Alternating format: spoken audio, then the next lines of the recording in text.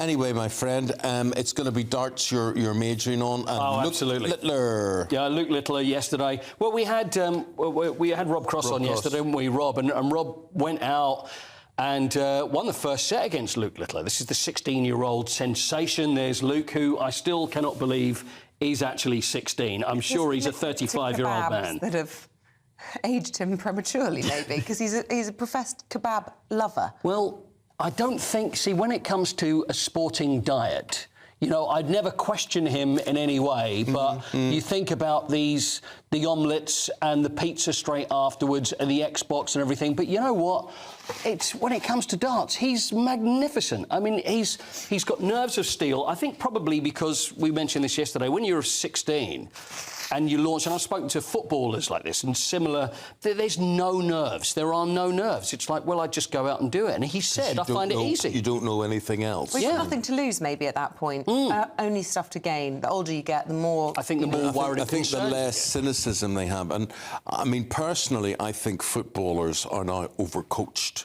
Yeah. I think you look back at games in the 70s and 80s and whatever, and there was much more flair and much more... Yeah, OK, the scoreline may have been 4-3 or 6-1 or whatever it happens to be, but there was an excitement about what went on. And then you get all these bores that have come into football, like Captain Black at Arsenal, and Guardiola, and Ten Hag, and whatever. And you just think, let me kick a ball, let me play. You know, and managers say things like, I'd love to have had George Best on my side. I think, no, you wouldn't. You wouldn't. You would not. He would have lost the ball too often for you. It would have been about possession and control, and you would have been denied, you know, the expertise that was George Best and many players like him. It's watching people express. I remember speaking to, this was only a few months ago, I was speaking to, well, Mark Lawrence, a friend of ours, has been on the show, and some old Liverpool players, and I was saying, well, they were talking about a player that was signed, I think it was when Kenny Dalglish came in,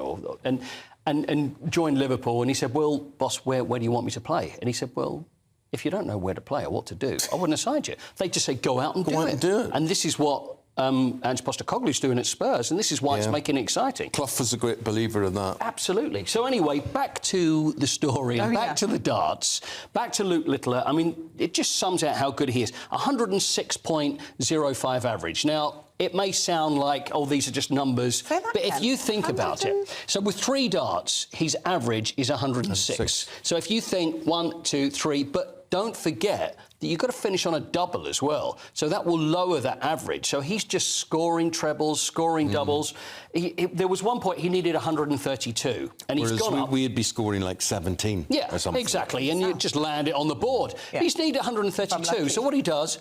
Bullseye, but you see my action is perfect, by the way. Bullseye, bullseye, double 16. Boom. Wow. Unbelievable. And like a machine. Like a machine. It was like a machine. And he's favourite to win the world title. Everybody expects him to. And I don't know about you, but I'm a little concerned because a friend of mine was actually at the championships the other day and was standing very close to where his family was. So he started talking to them, and they were wary already and said, "You from the press?"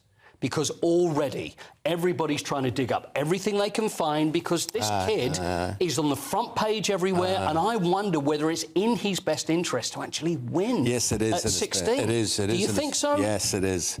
They'll do it. I mean, they'll do it anyway. Inevitable. Yeah, you have to see it as a compliment.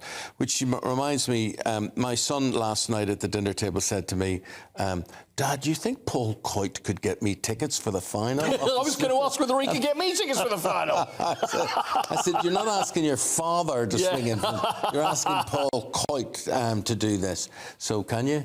Well, I'll tell you what. How much money's he got? I'm like Stan Flashman, the old ticket tout. I'll see what I can do for you. Do you know why he's asking? Because he saw you get the interview of the day yesterday. Yeah. You know, and with Rob. Yeah, we spoke to Rob on this programme, and so you know where it's at with the story. But I've got to say, we did say, and I know you mentioned that to him, Rob didn't do anything, and he came on to speak to us, and I think that's great that we had Rob on yesterday. Fantastic. Well, we may have cost him the game. I know. He was up first thing in the morning. Should have been resting, having a kebab. Who's Luke up against tonight? Let's get him on the blower. It's the other Luke. Give Luke a fighting It's another chance. Luke. It's a Luke final. It's Luke against Luke squared. Luke Humphries. Oh, he So looks Luke young. Humphries, and Luke Humphries is the world #1. There he is there on the left. And his average yesterday when he beat Scott Williams, he beat him 6-0. Whitewashed him. His average was 108, and that's the 9th greatest average there's ever been in any world You championship. see, when you look at that picture there, that reminds me, the look with his arms up. Yeah. He looks happy, he looks flamboyant, he looks joyful,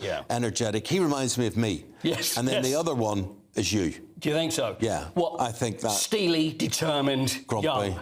Okay, Yeah. that's what you're thinking. Yeah. That's me all over.